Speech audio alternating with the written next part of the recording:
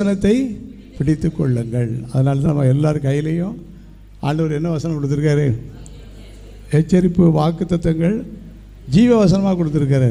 இதெல்லாம் ஆண்டவர் நம்ம மேலே வச்சிருக்கிற பெரிய கிருபை. வாக்குத்தத்தங்கள் தான் பொதுவாக நமக்கு கொடுப்பாங்க.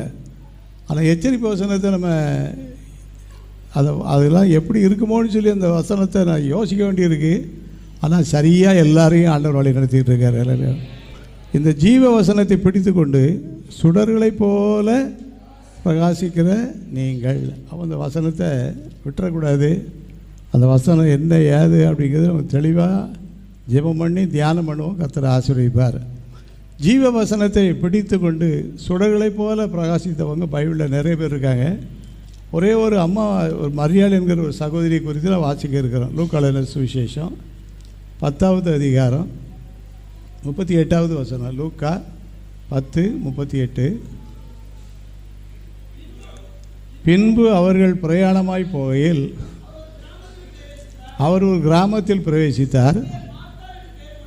அங்கே மார்த்தாள் என்னும் பெயர் கொண்ட ஒரு ஸ்திரீ அவர் தன்னுடைய வீட்டிலே, மார்த்தாள், மரியாள், லாசரு, எல்லோரும் யார்? மூத்தது மார்த்தாள், அடுத்தது மரியாள், பிறகு சகோதரர் லாசரு. இவங்கெல்லாம் ஒரே குடும்பத்து பிள்ளைகள். அங்கே ஒரு ஜீவ வசனத்தை பிடித்து கொண்டவர்களுக்கு பிடிக்காமல் இருந்தவர்களுக்கும் வித்தியாசம் இருக்குது. இயேசுவை தன்னுடைய வீட்டுக்கு அழைச்சது யார்? மார்த்தாள். அழைச்சிட்டு அந்த அம்மா நிறைய கொஞ்சம் வேலை பார்க்க போயிட்டாங்க. ஆனால் மரியாள் என்ன செய்துட்டு இருந்தாங்கன்னு கேட்டால், அந்த 40வது வசனத்தில் அங்கே மார்த்தாள் என்னும் பெயர் கொண்ட ஒரு ஸ்திரீ அவரை ஏற்றுக்கொண்டாள். அவளுக்கு மரியாள் எனப்பட்ட ஒரு சகோதரி இருந்தாள். அவள் இயேசுவின் பாதத்தரையை உட்கார்ந்து, இந்த இயேசு இனி என்னை வீட்டுக்கு எப்போ வர நமக்கு தெரியாது, ஆகினால் இப்போ வந்திருக்கிற நேரத்தில் என்ன வேலை இருந்தாலும் உதறி தள்ளணும். சொல்லுங்கள் எல்லாரும்,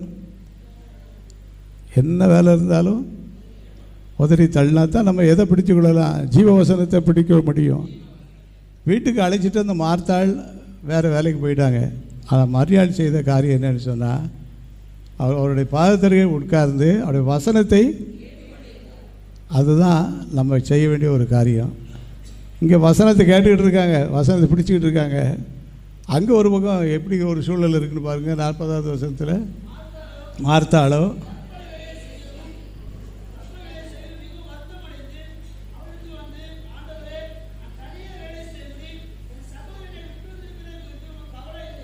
சூழ்நிலை எப்படி மாறுது பாருங்கள்.